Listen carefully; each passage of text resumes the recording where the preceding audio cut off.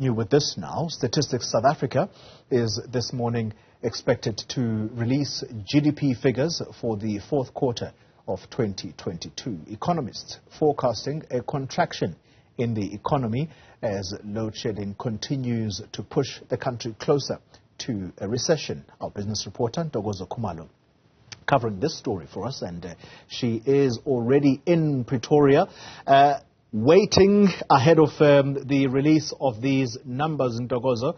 Whichever way you look at it, based on the number of people that perhaps you have been speaking to, I had a chat with the market's guest this morning, and the question was, do they expect a contraction? And the response was yes, in the affirmative. We are going to see a contraction. What would drive the country into a recession based on the conversations that you've been having?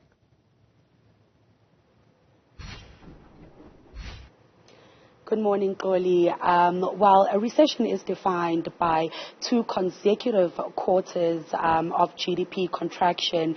And as you rightfully said, the economists and analysts that I've been speaking to this week are definitely forecasting a contraction in the fourth quarter of 2022. And it ranges between 0.4 and 0.7%. Now, the South African Reserve Bank, of course, being even more conservative, it revised down its growth prospects for 2023 to 0.3% from 1.1% previously. That obviously gives us an indication of what it is that we can expect a little bit later on this morning in about the next 15 minutes or so.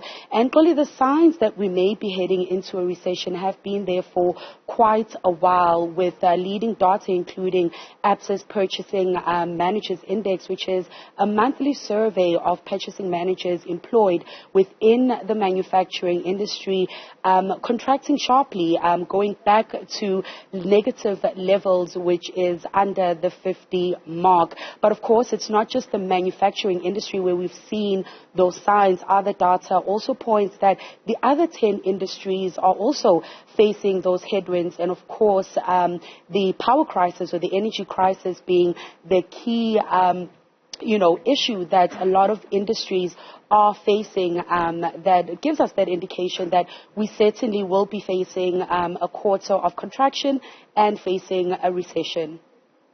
If we do indeed slide into a recession, Ntokozo, what will this mean for the ordinary South African? Clearly, now obviously this high-level data that we are about to receive from Stats SA will be unfolding at a time that South Africans are already facing a rising cost of living. Now, despite us seeing consumer price index retreat a little bit to 6.9% from 7.2%. South African households are certainly still facing a lot of pressure. And if we couple that with rising food and fuel prices, we can certainly understand the kind of pressure that South Africans are facing.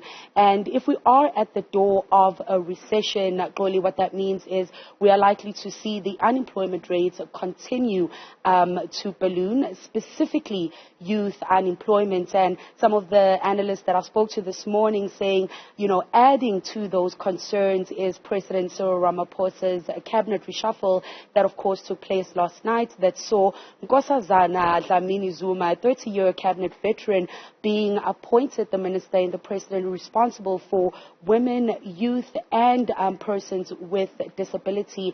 And what analysts are saying there is that it raises questions on, government seriousness and willingness to really deal with youth unemployment and come up with innovative future thinking, ideas to really deal with youth unemployment. So we are about to start with lockup. So we will be hearing very soon what direction the economy is taking with, those fourth quarter data.